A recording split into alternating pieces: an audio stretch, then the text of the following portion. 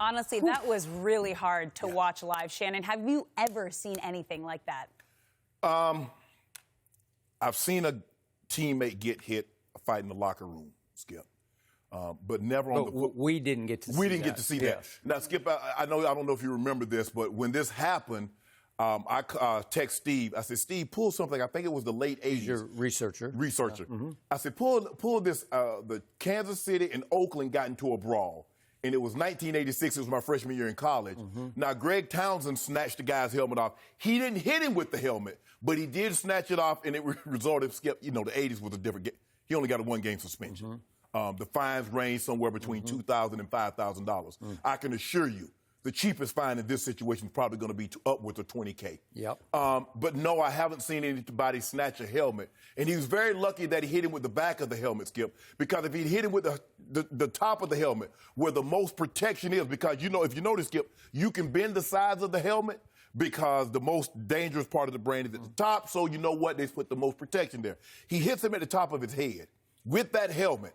Now, Mason Rudolph got knocked out of a game about 4 weeks ago, Skip, on a hit from Earl Thomas. He sure did. Right in the jaw. Right in the jaw. Concussed. Lost a week.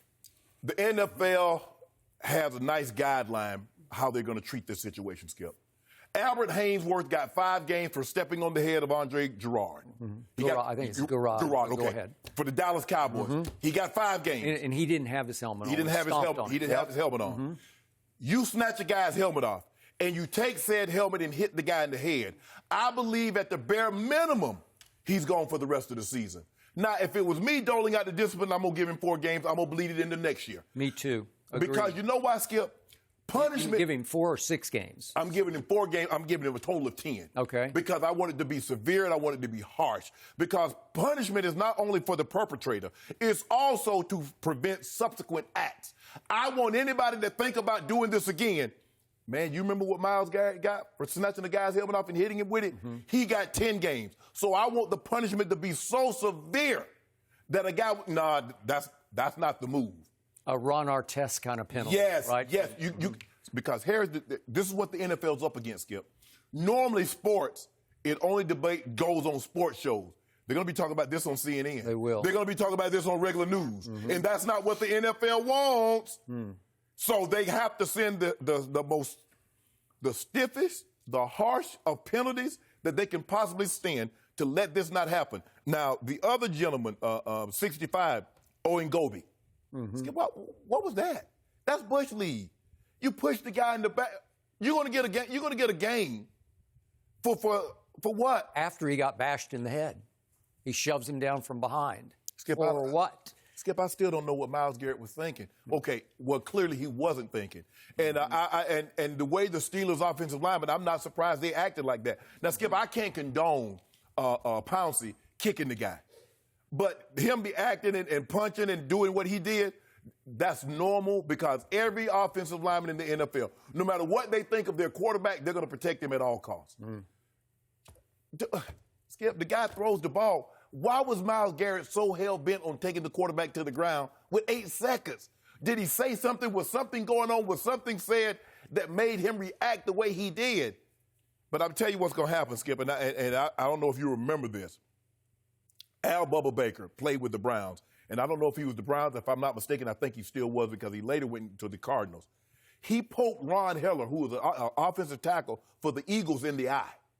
Ron Heller sued him and won because, Skip, football, you can assault people as long as it's a football play. Yep. Swinging a guy's helmet and hitting him in the head is not a football play. So if I'm Mason Rudolph, I ain't flying back.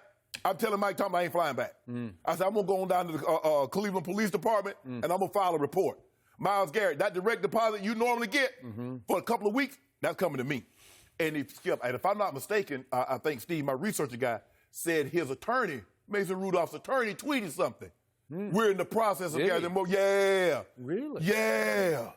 Well, he's within his rights to do just that. Yeah, but Myles Garrett got to go sit this thing down for the rest of the year. And if I'm in charge, now I think this is going to fall up under the preview of Derek Brooks and James Thrash.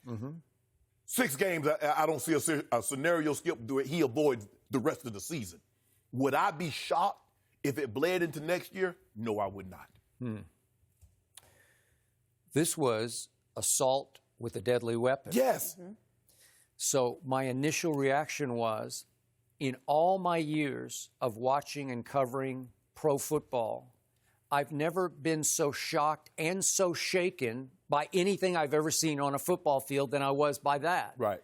And it caught me off guard because the game was winding down and it was 21-7, and I wasn't ready for that then. Right. Oh, yeah. Because that's not when that should happen. Right. Because it was clear that the Cleveland Browns had pulled off one of their, you could argue, their biggest win of the year. Absolutely. And I was trying hard to process in the moment the fact that one of the strongest men in the National Football League had ripped off the helmet of another man who plays the one position in this game that the league is trying hardest to protect. Yes. And not only did he pull off his protection, his helmet, then he weaponized it and turned it into a deadly weapon. Yes. And bashed the said quarterback over the helmet with it. I mean, over the head with it, to the point that I immediately saw that it was the underside padding that caught him. Yes. Or we could have a whole different conversation going on right now, because if you catch him with the crown of the helmet on the crown of his unprotected head, could have killed him. Yes. Yeah. Could have seriously hurt him. And the amazing thing... But what if he doesn't kill him? What if he just knocks him out? And at the what if he just split his head open? Yeah, he slumps down and he's like he's out. Myles Garrett might be gone for years. So, to me, I am with you in that because something just happened we've never, ever seen, then the punishment has to fit the quote-unquote crime. We need punishment we have never, ever seen. I agree. I'm with you, rest of the year, that's 6 games remaining. And to me, just to put an exclamation point on this quote-unquote sentence, I would like to see Myles Garrett gone for game 1 of next year, just to remind everybody one more time, this will not be tolerated.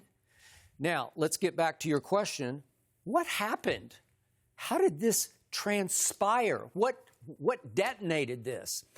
The game's almost over. As you said, 8 seconds, 5, 4, 3. It's like this is going to be maybe the last play of the game.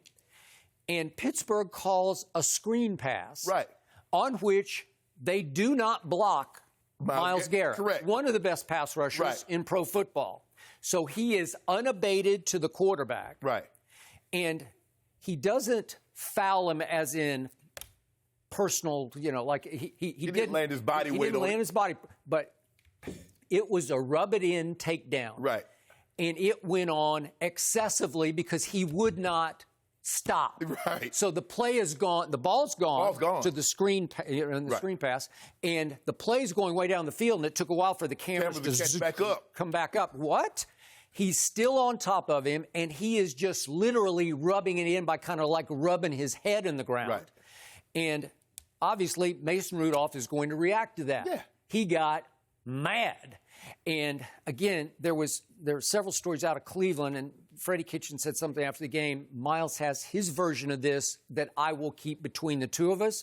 But there are a couple of reports that said that somehow Myles Garrett thought that Mason Rudolph had kneed him in the groin. Well, I've watched it about 75 times already. I can't see it. I can't see knee to the groin. Maybe he thought that happened, but I can't see that happen in the video. I was thinking, Skip, well, did he say something? Did he utter the unforgivable? Oh, well, I don't know. That was my first thought, too. Yes. Did some word get said? Right. You know what that word is.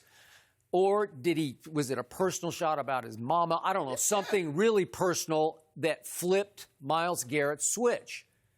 Not that we know of. Right. Hasn't come out yet. Nobody, there was no source from the locker room saying that happened. Right. So then the next weird thing, this is also a number 2. I've never seen this happen. Mason Rudolph attempts to dislodge the helmet of Myles Garrett. Right. He's got both hands on the helmet doing this. Right. And at first I thought he was just trying to push him off. And then Troy Aikman on the Fox telecast suggested, did he get his hand caught somehow in the face mask? I don't think so. But the point is that was kind of bizarre. Wouldn't you agree? Right. a quarterback's trying to take a defensive end's helmet off. No, what's that about? So now that's set off Myles Garrett, and he reaches down and gets a hold of the face mask. And when you wrench a man's helmet off, as you well know, that can be dangerous. Yes. That's a neck injury waiting to happen. Because, Skip, his chin strap is still fastened. Yes. So he has to you have to twist it like this and to get it off. Okay. So you got all kinds of back issues, spine issues, right? Yes. Anything could go wrong there, and thank you, it didn't go wrong.